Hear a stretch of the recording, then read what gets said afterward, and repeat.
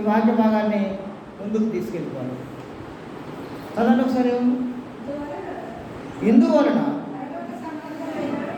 పరలోక సంబంధమైన పిలుపులో పాలు పొందిన పరిశుద్ధ సహోదరులారా, మనము ఒప్పుకొనిన దానికి అపోస్తలులను ప్రధాన యాజకుడు అయిన యేసునందు మీరు లక్ష్యం ఉంచండి అనే వాక్య భాగం చేయాలి. బాగా ఆలోచిస్తూ ఉండండి. ఈ పదాన్ని మళ్ళీ ఒకసారి చదవండి. మీరు మనసులో చదువుకోండి. అసలు ఏముంది అక్కడ? పరలోక సంబంధమైనటువంటి పిలుపులో పాలు పొందిన పరిశుద్ధ సహోదరులారా. చూడండి పదం ఎలా ఉంది అసలు. మన గురించి దేవుడు అపోస్తలుడైన పౌలు గారి ద్వారా రాయించినటువంటి సంఘటన ఎంత గొప్ప పదాలు రాయించారు. మనం పరలోక సంబంధమైనటువంటి పిలుపులో పాలు పొందిన పరిశుద్ధ సహోదరులారా అని ఉన్నాయా మనకి క్వాలిఫికేషన్స్? మనం అలాగే ఉంటున్నాము. మనం ఈ క్వాలిఫికేషన్స్కి తగినట్టుగానే ఉన్నాము. పరలోక సంబంధమైనటువంటి పిలుపు అంటే ఏంటి అసలు? పరలోక సంబంధమైనటువంటి పిలుపు అంటే పరలోకం నుండి ఏమైనా స్వరం వినపడుతుందా? ఈయన నా ప్రియకుమారుడు, ఈయన నేను ఆనందిస్తున్నానని యేసు ప్రభు బాప్తిజం పొందినప్పుడు వినపడ్డట్టుగా మనకేమైనా వినపడుతుందా? వన్ను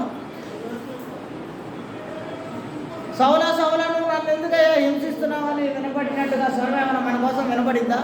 పరలోక సంబంధమైనటువంటి పిలుపు అంటే ఆలోచిస్తూ ఉండండి. దాని పక్కనే మళ్ళీ ఇంకో మాట ఏం రాశారంటే, నా పరిశుద్ధ సహోదరులారా అని రాశారు. దీన్ని ఇలా పెట్టండి. మీరు ఒక చిన్న విషయం చెప్తాం. మేము మొన్న మేమందరం కలిసి వైరా చర్చ క్రైస్ట్ మిషన్ పేరు మీద మేమందరం వెళ్ళి వరద బాధితులకు ఒక పూట భోజనం పెట్టవచ్చు. మంచి అద్భుతమైనటువంటి శ్రేష్టమైన భోజనం పెట్టు. ఒక చోట ఒకడు మోసం చేస్తే మళ్ళీ వాడిని అక్కడ 5,000 కూడా అక్కడ వదిలేసుకొని ఏంట్రా నువ్వు అంటే అడుగునే చోటుకి పెట్టింది పెడతావా, మేము డబ్బులు ఇవ్వలేదా అని వాడు మేము పంచాయతీ ఆడి 5,000 కూడా వదిలేసుకొని అన్నం ఆడ పడేసి మళ్ళీ వైరా వచ్చి మేము ఆ వైరాలో మళ్ళీ అప్పటికప్పుడు ఒక శ్రేష్టమైనటువంటి భోజనాన్ని తయారు చేయించి పార్సిల్స్ అన్నీ కట్టుకొని పోయి పంచిపెట్టి వచ్చాము. మీ అందరికీ ఒక విషయం చెప్పాలి.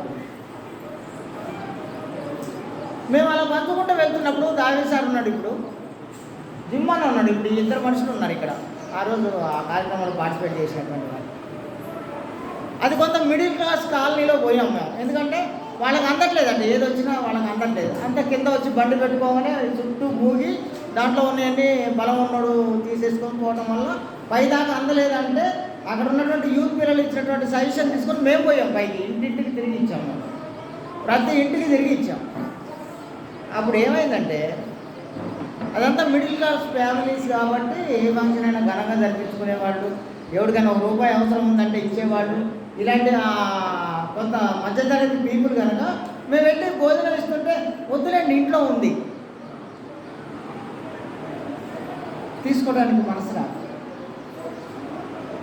ఒకళ్ళ ముందు చేయి చాపడానికి అది రాక, కానీ వాసన ఏం జరిగిందంటే అసలు మొత్తం ఊడ్చుకుపోయింది. 3 అంతస్తుల్లో వర్షం బురద నిండిపోయి ఉంటే వాడి ఇంట్లో దుప్పట్లతో సహా, మంచాలతో సహా, ఫ్రిడ్జులతో సహా ఇంట్లో ఉన్నటువంటి ప్రతిదీ బియ్యం బస్తాల్లో కూడా బురద నిండిపోయి ఉంటుంది. ఆఖరికి బెడ్లు అన్నీ, ఎలక్ట్రానిక్ సామాన్లు అన్నీ పాడైపోయినాయి. పాపం వాళ్ళు బండ్లు కింద పెట్టుకుంటారు కదా, బండ్లు బురదలో కానీ బండ్లన్నీ పాడైపోయాయి. గ్యాస్ సిలిండర్లు కొట్టుకుని పోయాయి. అదే కదా మనకి చెప్పారు, వరదలో గ్యాస్ సిలిండర్లు కొట్టుకుంటారు, వండుకునే గిన్నెలు లేవు, తినడానికి తిండి లేదు. ఒక నడి వయస్కురాలు ఉంది అక్కడ, మాకు వయసు ఒక ఆమె, ఒక మనవరాలు ఉంటే వరద వస్తుందని వాళ్ళిద్దరిని ఎత్తుకొని ఆమె వెళ్తుంది బయటకు. సడన్గా ఒక్కసారి వరద రావడం వల్ల ఏం జరిగిందంటే ఆ మనవరాల్ని వేసుకొని పోయింది వరద, ఆ ఒక్కతే మిగిలిపోయింది. ఎలా ఉంటుంది ఆలోచించండి ఒకసారి మీరు అంతా మీ ఇమాజిన్కి అది అర్థాలని చెప్తున్నాం మీకు. మేము వెళ్ళాం వాళ్ళ ఇళ్ళకి, మేము వెళ్ళినప్పుడు వాళ్ళు మాకు చెప్పినటువంటి మాటలు ఇవన్నీ. ఇప్పుడు వాళ్ళు అలాగూ కష్టపడి బాధపడి వాళ్ళందరూ ఇరుకుల్లో ఇబ్బందుల్లో చలికి గడగడలాడుతూ ఆకలికి నగరగలాడుతూ ఉంటే వాడికి అహం అడ్డం వచ్చి మేము ఇచ్చిన ఆహారం తీసుకోలేదు. కానీ మేము వెళ్ళి పైదాకా వెళ్ళి పైన పంచి రిటర్న్ వస్తుంటే ఏం జరిగింది తెలుసా మీకు? అప్పుడు ఆకలి వేయించింది వాళ్ళు, మాకు కూడా ఒక ప్యాకెట్. అప్పుడు వాళ్ళలో ఉన్నటువంటి ఈగో చచ్చిపోయింది. అప్పుడు ఆకలి ముందు ఈగో ఓడిపోయింది. మళ్ళీ రిటర్న్ వచ్చినప్పుడు మాకు కూడా ఒక ప్యాకెట్ అంటే నాకు అర్థం కాలేదు అసలు. పిల్లలు ఏమన్నా తప్పు చేసి వాళ్ళ ఇంట్లో ఇవ్వకుండా పోయారని అనుకుంటున్నాను నేను. అదేంటమ్మా మీ ఇంటి ముందు నుంచే వెళ్ళాం కదా, పిల్లలందరూ వచ్చారు కదా అని నేను ఇంట్లో ఉందనుకున్నా. అయ్యారు ఉందనుకున్నా కానీ ఇంట్లో లేదండి. ఇప్పుడు ఇవన్నీ ఆలోచిస్తూ ఉండండి మీరు. వాళ్ళందరూ అంత కష్టాల్లో, అంత శ్రమల్లో, అంత ఇరుకులు ఇబ్బందుల్లో ఉంటే వాళ్ళు తాగడానికి వాటర్ కూడా లేవు. సుమి మనం పోయినప్పుడు ఏం వాటర్ వస్తున్నాయి? పంపుల్లో బురద నీళ్ళు వస్తున్నాయి వాటర్.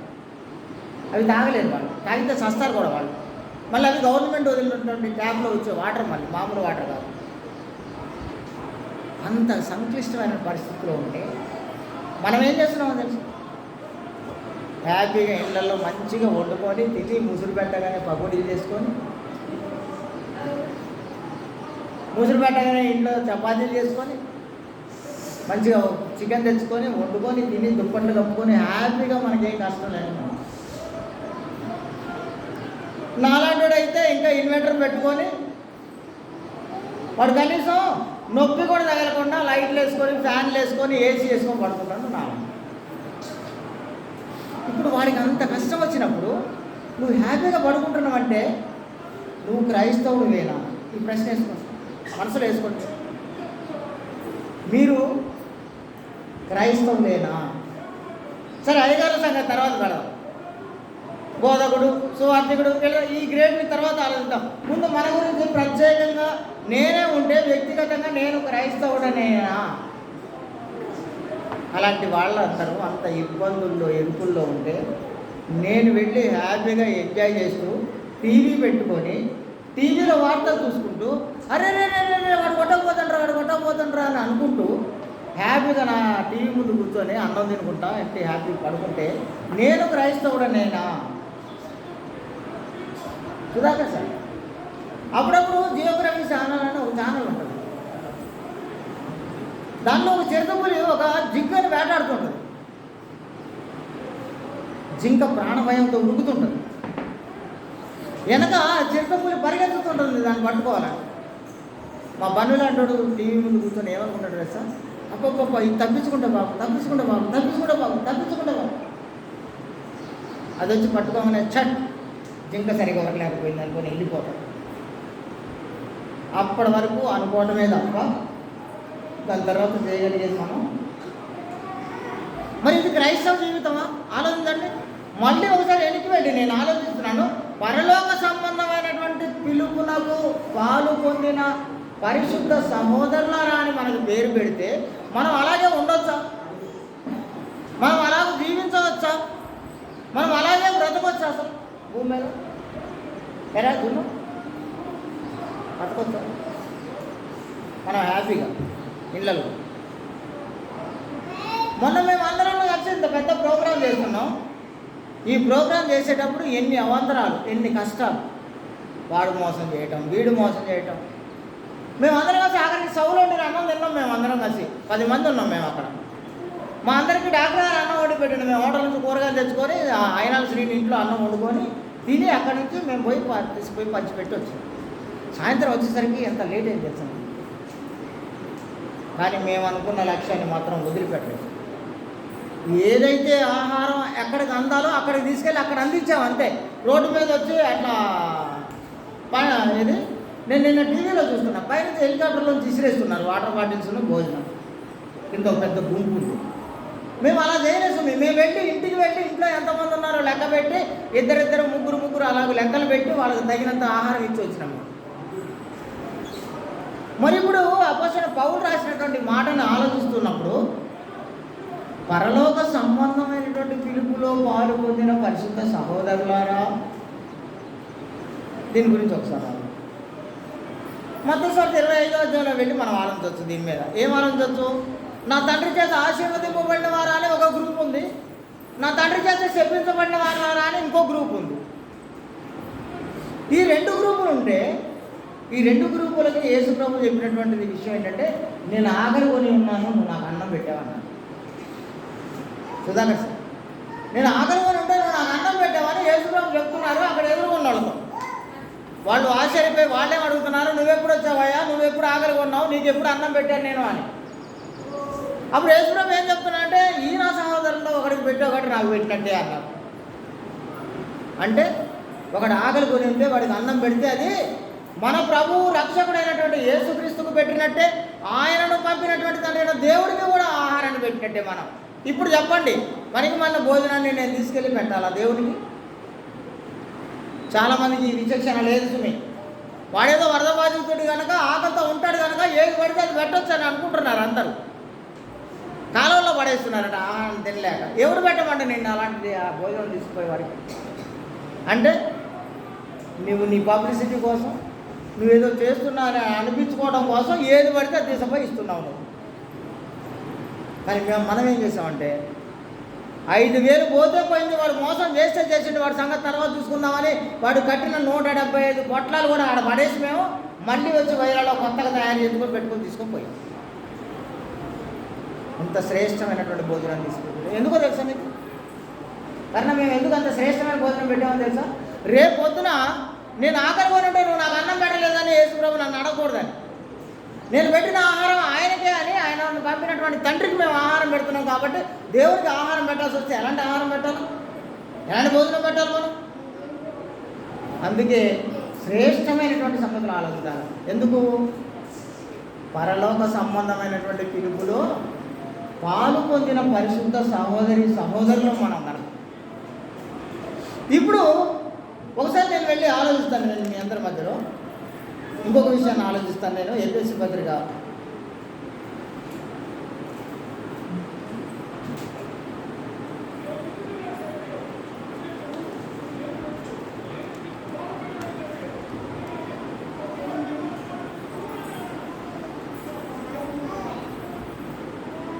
2వ అధ్యాయం 10వ వచనం. మమ్మల్ని పేపర్ ఎక్కడ పోయింది కాదు, 3:10 కాదు, 3:10 కూడా కాదు. ఫిలిప్పీ 2:10.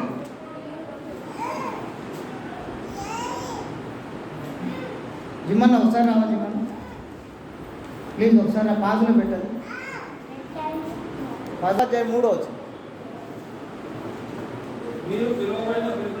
మీరు పిలువబడిన పిలుపుకు తగినట్లుగా నడుచుకుని దీర్ఘశాంతంతో కూడిన సంపూర్ణ వినయంతోనూ సాత్వికంతోనూ నడుచుకొనవలనని ప్రభువును బట్టి ఖైదీనైన నేను మిమ్మల్ని బతిలాడుకుంటున్నాను. ఇప్పుడు అదే చూసాం మనం. పరలోక సంబంధమైనటువంటి పిలుపుకు తగినట్టుగా మీరు ప్రవర్తించాలన్న దాంట్లో మీరందరూ పాలిభాగస్తులు అని చెప్పారు. అందుకని మీరు పరిశుద్ధ సహోదరులు మీరు నాకు అని చెప్పాడు.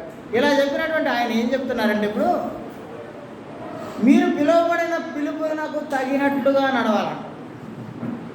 దీర్ఘశాంతంతో సాత్వికంతో నడవాలి. నేను ఫిలిప్పీ పత్రిక 3వ అధ్యాయం 14వ వచనం కూడా చూస్తాను. నేను అపోస్తలుడైన పౌలు తన గురించి తాను ఏం చెప్పుకున్నాడో ఒకసారి ఆలోచిస్తాను. నేను ఫిలిప్పీ పత్రిక 3వ అధ్యాయం 14వ వచనం. క్రీస్తు యేసునందు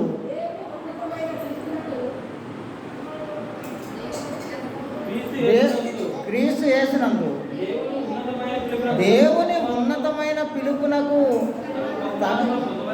కలుగు బహుమానము పొందవలనని గురి యొద్దకే నేను పరిగెత్తుతున్నాను అని అపోస్తలుడైన పౌలు చెప్పినటువంటి. పిలిచిన పిలుపుకు తగినట్లుగా నేను జీవించాలి ఈ లోకంలో అని ఒక మాదిరికరమైనటువంటి జీవితాన్ని జీవిస్తున్నాడు అపోస్తలుడైన పౌలు. ఉన్నతమైనటువంటి పిలుపు అన్నాడు ఆయన. మళ్ళీ మామూలుగా పిలుపు అనలేదు ఆయన. పరలోక సంబంధమైనటువంటి పిలుపుని గురించి ఆయన మాట్లాడాల్సి వస్తే ఉన్నతమైనటువంటి పిలుపునకు అని.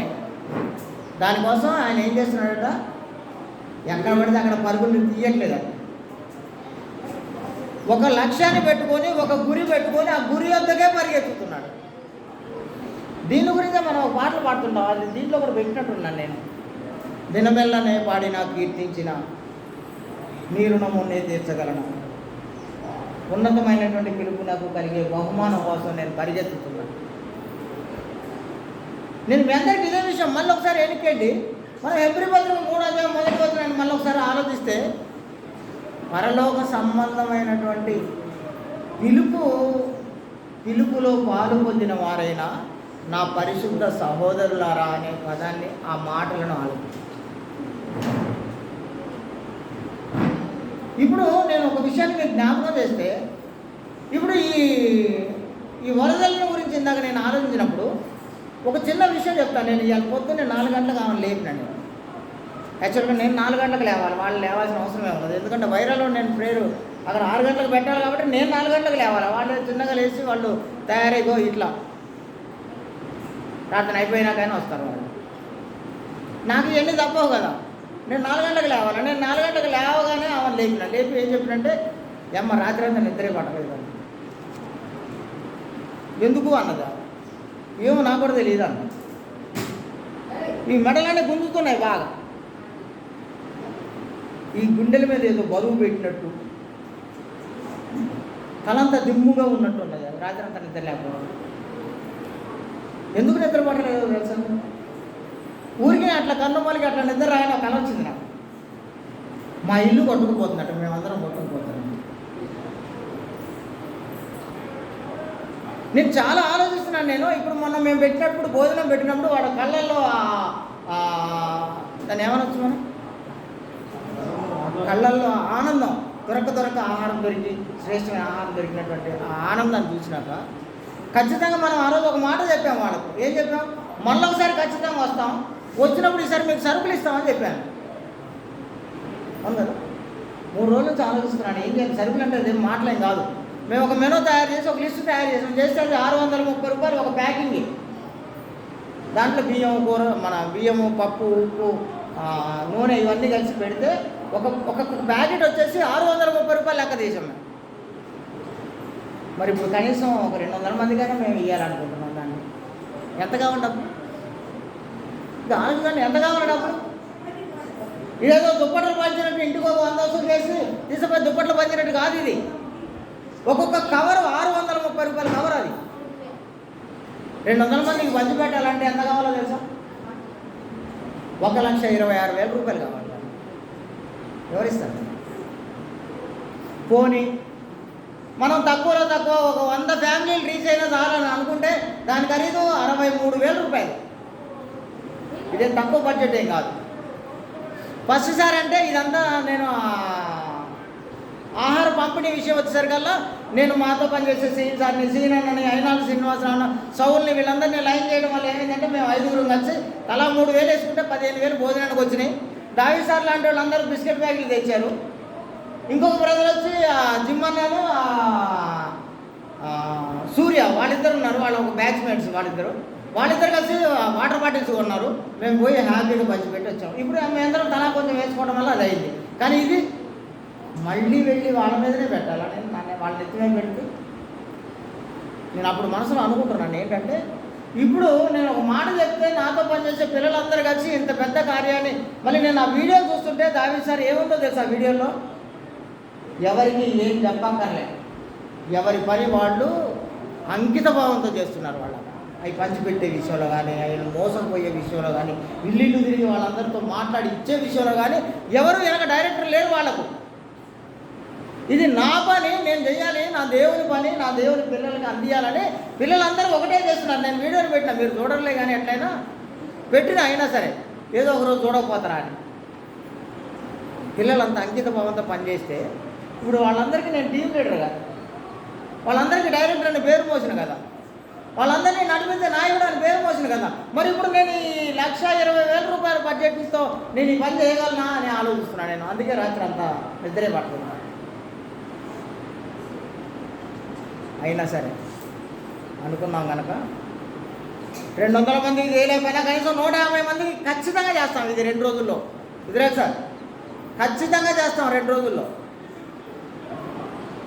దేవుడు మీ అందరిని దీవించాలని ఈ మాటలని మీకు అందరికీ చెప్తాను. ఏంటంటే పరలోక సంబంధమైనటువంటి పిలుపులో మనం అందరం పాలి భాగస్వాములు. అందుకే మనం అందరం పరిశుద్ధ సహోదరులు. అంత ఆషామాషిగా కాదు సుమిత్. ఇప్పుడు స్థానిక సంఘానికి ఒక విషయం చెప్పాను నేను. మా ఇజ్రాయెల్ సార్ ఒక 1000 రూపాయలు ఇచ్చారు నాకు మొన్ననే కార్యక్రమానికి. అప్పటికే మేము కావాల్సినంత ఫండ్ మా కోసం తయారు చేసుకున్నాం కనుక మేము వాటిని వాడుకోలే. ఆయన ఇజ్రాయెల్ సార్ ఇచ్చిన 1000 రూపాయలు కానీ, మన రామారావు సార్ జిమ్మాన్ వాళ్ళ స్నేహితుడు రామారావు సార్ ఇచ్చినటువంటి 1000 రూపాయలు కానీ మేము వాడుకోలే. వాటిని ఇట్లా పెట్టినాం. ఏంటంటే స్థానిక సంఘంలో చేయాలి ఆ ప్రోగ్రామ్ అని. మా ప్రియాంక 500 ఇస్తున్నాను. ఇప్పుడు మేము పోయి ప్రార్థన పోతే కలం 500 ఇస్తున్నాను. ఇప్పుడు ఇలాగ ఇక్కడ కలెక్ట్ చేసినవన్నీ ఇది స్థానిక సంఘాన్ని తీసుకెళ్ళి స్థానిక సంఘం చేతుల మీదగానే దుప్పట్ల పంపిణీ చేస్తాం. అది వేరే. స్థానిక చిన్న మునగాల క్రీస్తు సంఘం తరపున చేసే కార్యక్రమం అది వేరే. అది కేవలం దుప్పట్లు మాత్రం పంచిపెడతాం అందరికీ. ఎన్ని దుప్పట్లు అయినా రాని, అది 100 రాని 200 రాని, మీరు ఇచ్చిన డబ్బులకు తగినటువంటి ప్రతిఫలం ఎంతైనా రాని, అన్ని దుప్పట్లు తీసుకెళ్ళి స్థానిక సంఘం తరపున చలికి వాడు. నేను మళ్ళీ చెప్తున్నాను, ఒక దుప్పటి ఒక బెడ్షీట్ వచ్చి 100 రూపాయలు. మీరు ఒక 100 రూపాయలు ఖర్చు పెడితే ఒక మనిషిని తుఫాన్ నుంచి వాడి చలి నుండి మీరు కాపాడినట్టు, వాడిని ఆదరించినట్టు మీరు. అదే ఒకవేళ నీ మనసు పెరిగిపోయి ఒక 500 ఇస్తే 5 మందిని కాపాడినట్టే నువ్వు. ఒక 1000 రూపాయలు ఇచ్చావంటే 10 మందిని కాపాడినట్టు వాడి చలి నుంచి నువ్వు. ఇప్పుడు నేను దిగంబరినై నేను పడి ఉంటే నువ్వు నన్ను ఆదరించావు, నాకు బట్టలు ఇచ్చావని యేసుప్రభు చెప్పింది నీ గురించే, నా గురించే, మనందరి గురించే ఈ మాట చెప్పింది ఆయన. కాబట్టి నేను మీ అందరినీ ఇదే విషయం, నిజంగా మన అక్కడ వాడు అంత కష్టంలో పడి ఉంటే మన మనసులో కొంచెం కూడా చలనం రాకుండా హ్యాపీగా వండుకొని తిని టీవీ చూసుకుంటా కామెంట్లు చూసుకుంటా ఇంట్లో పడుకుంటున్నాము అంటే మనం క్రైస్తవులమేనా? ఈ ప్రశ్న వేసుకోవాలి. మనం నిజంగా క్రైస్తవులమేనా? ఎదురోడికి కష్టం వచ్చిందంటే మన గుండెలో నిమ్ము జారకపోతే మనం క్రైస్తవులమేనా? ఎవడికో ఏదో కష్టం వచ్చింది వాడే దత్తలే అని నువ్వు అనుకుంటున్నావంటే మనం నిజమైనటువంటి క్రైస్తవ్యాన్ని చేస్తున్నట్టేనా? ఇప్పుడు యేసుప్రభు దగ్గరికి రాగానే ఆయన ఏం చెప్పారంటే, నీ క్రియలు లేని విశ్వాసము ఇదిగో వాని క్రియల చొప్పున ప్రతి వానికి నేను జీతాన్ని రెడీ చేశాను, ఆ జీతం తీసుకొని వస్తాను. చెప్పినా నేను పొద్దునే వెళ్ళి డాక్టర్ ఇలా అయింది, డాక్టర్ గుండెల మీద ఏదో బరువు ఉన్నట్టు నొప్పిలేస్తున్నట్టు ఉంది, తలంతా దిమ్ముగా ఉంది, రాత్రి అసలు నిద్రే పట్టలేదంటే నీకు హార్ట్ అటాక్ వచ్చింది గ్యారెంటీ. నీకు హార్ట్ అటాక్ వచ్చింది, నీకు గ్యారెంటీ. బీపీ ఉందా అన్నాడు, లేదన్నా, అయితే నీకు గ్యారెంటీ హార్ట్ అటాకే అన్నాడు. ఎదుటివాడి కష్టం వచ్చినప్పుడు మనకు వచ్చిందని నువ్వు అనుకోకపోతే నువ్వు అసలు దేవుని బిడ్డవే కాదు. రాత్రి అందుకే చాలాసేపు ఆలోచించిన, నిద్ర పట్టట్లేదు. మా డికెన్స్ని, మా కోవాలని, వీళ్ళందరినీ ఆలోచిస్తున్నాను నేను. మా డికెన్స్ సార్ వాళ్ళు కోవాలి వీళ్ళందరూ కలిసి వాళ్ళు ఇంకొకటి చెప్తున్నారు ఏంటంటే, అయ్యా నువ్వు ఇవన్నీ కంటే కూడా ఒక బియ్యంతో పాటు ఒక పచ్చడి డబ్బా ఒకటి రెడీమేడ్ పచ్చళ్ళు వస్తాయి, ఇస్తే వాడు అన్నం వండుకొని పచ్చడి వేసుకొని తినేస్తాడు, కడుపు నిండిద్దాం. ఇప్పుడు నేను ఆలోచించుకొని నేనేం చేశానంటే ఈ మెనూలో పచ్చడి డబ్బా కూడా పెట్టుకోవాలనుకున్నాను. నేను మీ అందరికీ ఇదే విషయం చెప్తున్నాను, మాటికి ఇదే చెప్తున్నాను. రాత్రి అసలు నిద్రపోకపోవడం వల్ల చాలా సమస్య వచ్చేసింది నా బాడీకి. ఎప్పుడైతే దీన్ని నేను తీర్చగలను అనే నమ్మకం నాకు ఎదురైందో వెంటనే నేను ఇప్పుడు ఐఎమ్ వెరీ హ్యాపీ ఉన్నాను. నేను చాలా సంతోషంగా ఉన్నాను. నేను ఖచ్చితంగా చేసేస్తానన్న నమ్మకం వచ్చేసింది. దేవుడు మీ అందరిని దీవించాలనుకుంటున్నాం. మనం ప్రతి ఇంటిలో కూడా మనం ఒక పూట భోజనం తినలేదు అనుకుంటే 2 చెత్తర్లు వస్తాయి మనం. నేను ఈరోజు మా ఇంట్లో నేను అన్నం తినలేదు, ఒకవేళ నేను జ్వరం వచ్చింది నాకు, నేను అన్నం తినకుండా ఇంట్లో పడుకున్నానని నువ్వు అనుకుంటే 2 చలిని కాపాడగలుగుతావు. అంత మాత్రమే కాదు, నీ పేరు మీద దేవుని దగ్గర ఒక గ్రంథం ఉంటే ఆ గ్రంథంలో నీ పేరు పై వరుసలో రాసేస్తాను. నేను చాలామంది అనుకుంటారు పరలోకం సంపాదించడం చాలా ఈజీ అనుకుంటారు. కుదరదు. పరలోకం అంత ఈజీగా వచ్చేది కాదు. పరలోకం ఎంత మాత్రం వచ్చేది కాదు. పరలోక సంబంధమైనటువంటి పిలుపులో పాలు భాగస్థులైనటువంటి నా పరిశుద్ధ సహోదరులారా అంటే అపోస్తలుడు పౌలు ఏం చెప్తున్నాడంటే ఆ గురి వద్దకు, ఆ పిలిచిన పిలుపుకు సంబంధించిన గురి వద్దకు పరిగెత్తుతున్నాను నేను. ఆషామాషగా పరిగెత్తలేదు, నేను ఆ గురి వద్దకే పరిగెత్తుతున్నాను అంట. మీరు కూడా స్థానిక సంఘం కూడా, నేను మీ అందరికీ ఇంకొక విషయం చెప్తాను ఏంటంటే, మనకు దేవుడు ఉన్నారా లేదు. ఫిబ్రవరి 11:6 చదవండి ఒకసారి. ఫిబ్రవరి 11:6 చదవండి. అసలు మనం ఈ ప్రశ్న మనం వేసుకోవచ్చు, మనని మనం చెక్ చేసుకోవచ్చు. విశ్వాసము లేకుండా దేవునికి ఇష్టడై ఉండుట అసాధ్యం. ఇట్ ఈస్ ఇంపాసిబుల్ అండి. దేవుని యొద్దకు వచ్చేవాడు ఆయన ఉన్నాడనియో, తన్ను వెతుకు వారందరికీ నీ ఫలము దయచేయబడనియో నువ్వు నమ్మవలెను కదా. ముందు నువ్వు నమ్మాలి కదా దేవుడు ఉన్నారని. ఆయన ఎందుకు విశ్వాసం ఉంచిన వాళ్ళందరికీ దేవుడు ఫలము దయచేస్తాడని నువ్వు నమ్మాలి కదా. నమ్మలేవు. నువ్వు నమ్మట్లేదంటే ఏంటంటే, నువ్వు నేల మీద నడవగలిగినటువంటి శక్తి సామర్థ్యం నీకు నీ దేవుడు ఇచ్చినా వెంటనే మునిగిపోయే స్థాయిలో నువ్వు ఉన్నావని అర్థం. నా తండ్రి చేత ఆశీర్వదింపబడిన వాళ్ళారా రండి, మీకోసం పరలోకం సిద్ధం చేసినా చెప్తుంటే no no no no no నేను రాను, అసలు నేను నరకానికే పోతాను అని నరకంలో పడిపోయినట్టే ఉన్నది.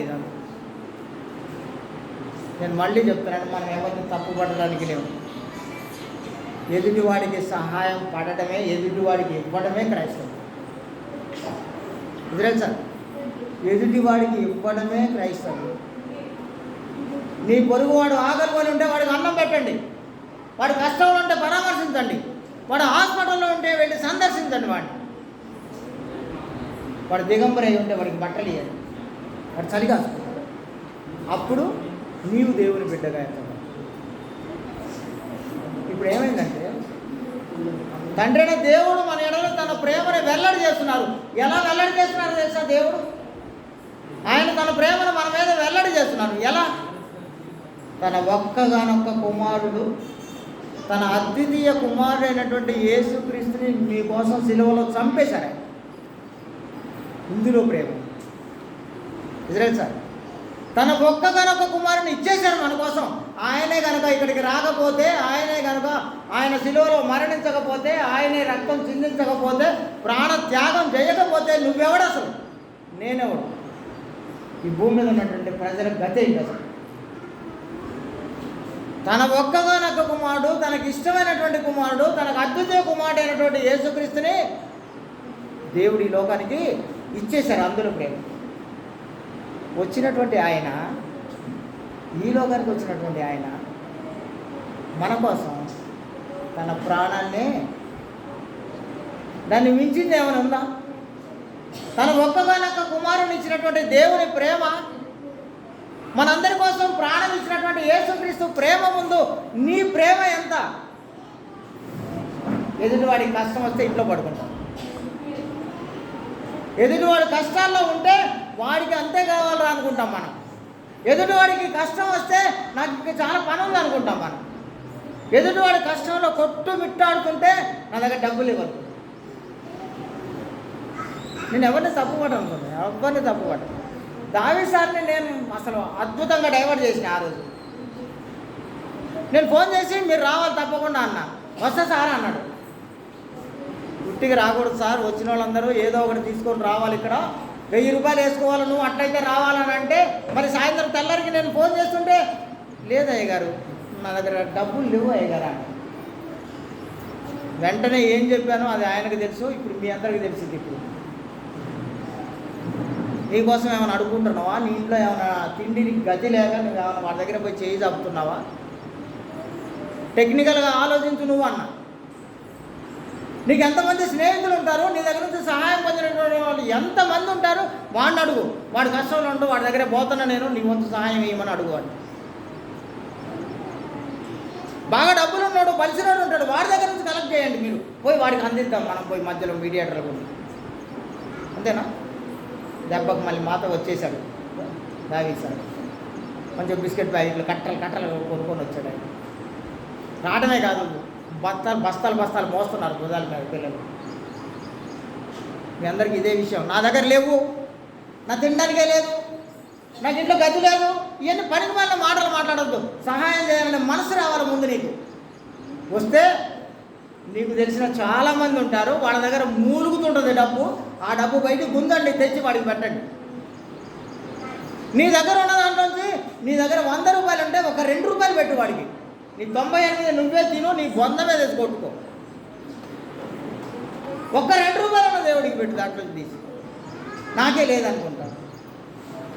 కాదు, పరలోక సంబంధమైనటువంటి పిలుపునకు దాంట్లో పాలి భాగస్తులైనటువంటి మనము, నా పరిశుద్ధ సహోదరులారా సహోదరి మండలారా అని పిలువబడుతున్నటువంటి మనము, అంత పరిశుద్ధమైనటువంటి పిల్లలుగా ఉన్నటువంటి మనము, మన ఎదుటివాడి కష్టంలో పాలిభాగస్తులు కాకుండా, మన క్రియలు కనపడకుండా, మనం ఏమీ చేయకుండానే చాలా ఫ్రీ ఆఫ్ కాస్ట్లే పర్లేదు, నా భార్యని నేను చర్చికి పంపిస్తాను, నేను ఆమె 20 రూపాయలు కానుకిచ్చి పంపిస్తాను, ఆమె ఆబ్సెంట్ లేకుండా వచ్చిందంటే నువ్వెలా పోతావు మరి పరలోకం? ఆమె ప్రార్థనకు వచ్చింది కాబట్టి ఆమె పరలోకం పోయింది అనుకో, నువ్వెలా పోతావు? మరి మీ భార్యను పంపిస్తే నువ్వు పోతావా? పోతావా? మరి యేసుప్రభు చెప్పిన మాట ఏంటో తెలుసా మీకు? వాని క్రియల చొప్పున వాడికి జీతం ఉంది నా దగ్గర అన్నారు. ఎవడు అన్నం తింటే వాడి కడుపే నిండిందండి. భార్య అన్నం తింటే భర్త కడుపు నిండదు సుమి. ఇంట్లో ఉన్నటువంటి వాళ్ళందరూ ఇంట్లో పడుకుంటే ఒక్క ఆమె మాత్రమే వస్తే ఆమె ఆకలి తీరదు. ఆమె వస్తే ఆమెకే లాభం, పరలోకం ఆమెకే. నేను 1,00,000 సార్లు చెప్తాను, నా దగ్గర ఒక అద్భుతమైన కాన్సెప్ట్ 1,00,000 సార్లు చెప్తాను నేను మీకు. నేను ఇంత సర్వీస్ చేస్తుంటే నాకు ఒక నమ్మకం ఉంటుంది, ఏంటంటే ఎనీ కాస్ట్ నేనైతే పరలోకం వెళ్తానన్న నమ్మకం అయితే ఉంది నాకు. కానీ నేను నా భార్యని రికమెండేషన్ చేసి తీసుకోలేను. నేను నా భార్యని, అయ్యా నేను ఇంత పెద్ద పని చేస్తున్నాను, నా భార్యను లోపలికి తీసుకురా అని ఆమెను నేను అడగలేను. నేను లేకలేక పుట్టిందయ్యా నాకు ఒక కూతురు, ఆ అమ్మాయి మీద నాకు అమితమైన ప్రేమ ఉందయ్యా, నా బిడ్డను నరకంలోకి పోలేయకుండా నప్పి అని నేను అడగలేను. చెల్లచ్చు మీ అది. ఎందుకంటే ఎవడు క్రియలను బట్టి వాడికి. నేను ఆకలి కొని ఉన్నాను, నాకు అన్నం పెట్టావంటే అన్నం పెట్టినోడు గురించి మాట్లాడుతున్నాను. అన్నం పెట్టినోడిని నువ్వు వెళ్ళి నిత్యాగ్నిలో వెళ్ళిపడాను. పెట్టిన వాడిని మాత్రమే రా, నీకోసం ఆది కాలం నుంచి సిద్ధం చేసి ఉన్నటువంటి నిత్య జీవంలోకి వెళ్ళిపోయేవాడు. పరలోకం ఫ్రీగా దొరకదు. మీరందరూ గుర్తుపెట్టుకోవాల్సినటువంటి విషయం ఏంటంటే పరలోకం అంత ఆశామాషిగా దొరకదు అసలు. నేను మీ అందరినీ మరి ఎక్కువగా ప్రేమతో కోరుకుంటున్నాను. నేను మనమందరము కూడా దేవుని ఎడల అపారమైనటువంటి ప్రేమను మనం ప్రదర్శించబద్దులమై ఉన్నాం. నేను ఒక చిన్న విషయం చెప్తాను. నేను ఎఫెసీ పత్రిక 2వ అధ్యాయం 19 నుంచి 22 వరకు గల వాక్య భాగాన్ని ఒకసారి ఆలోచిస్తాను. నేను ఎఫెసీ పత్రిక 2వ అధ్యాయం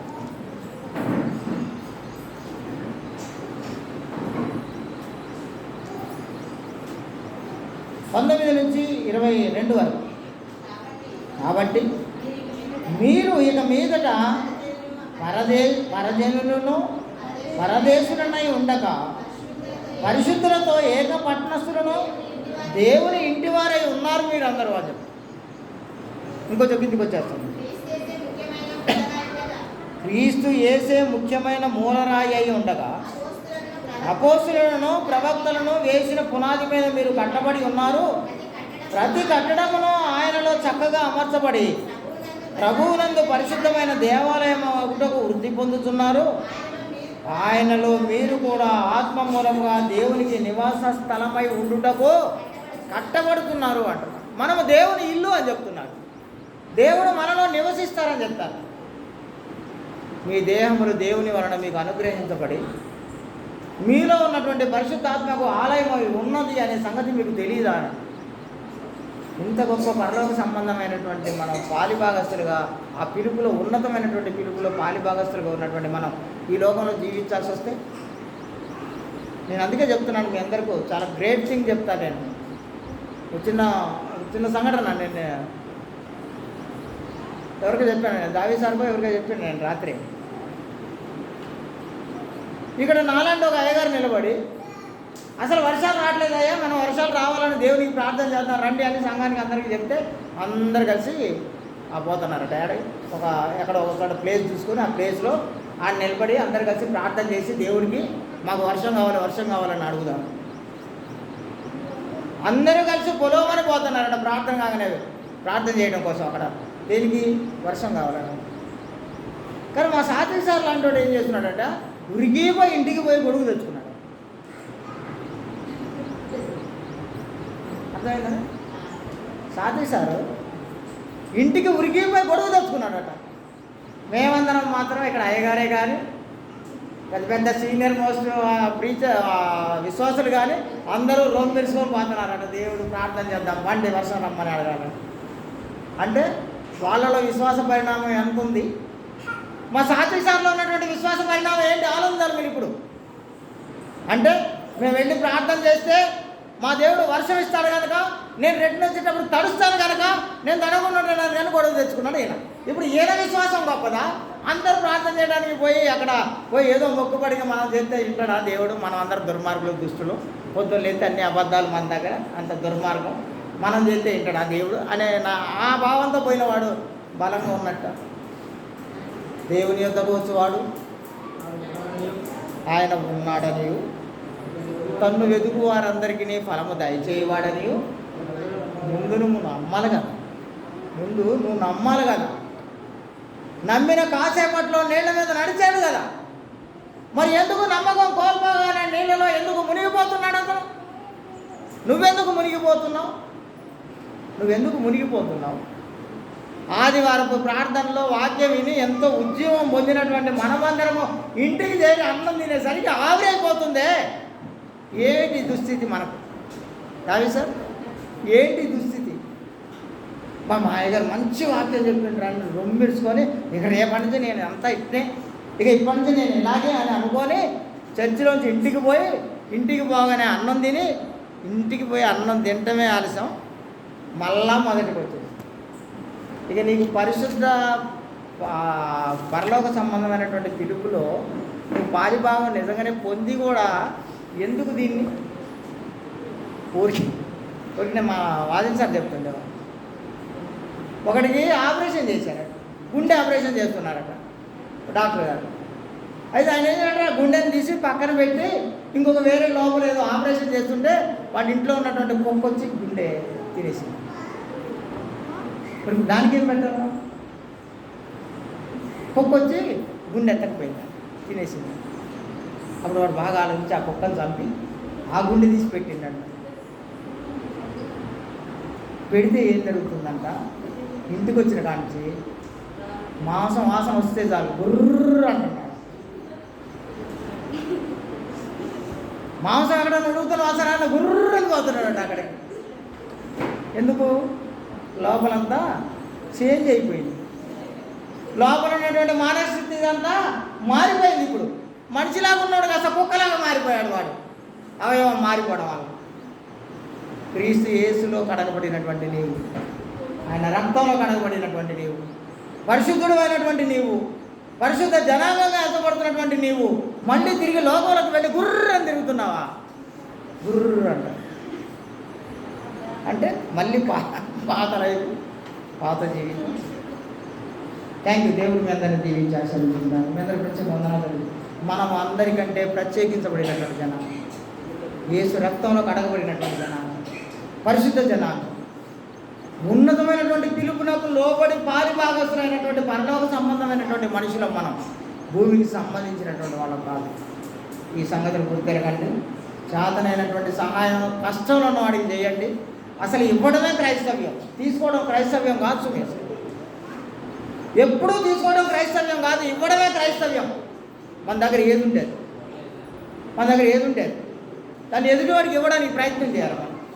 నువ్వు ఏది ఇస్తే అది రావి సార్, ఏది ఇస్తే అది 100 రెట్లు తిరిగి వచ్చింది నీ దగ్గరికి. మళ్ళీ దేవుడు నీకు ఇస్తారు. మళ్ళీ ఒక దేవుని బిడ్డ అని నువ్వు వాడిని ఇంట్లో చేర్చుకున్న వాడికి గ్లాసు మంచినీళ్ళు ఇచ్చినా కూడా ఆ ఫలం నీకు పోనేపోదు.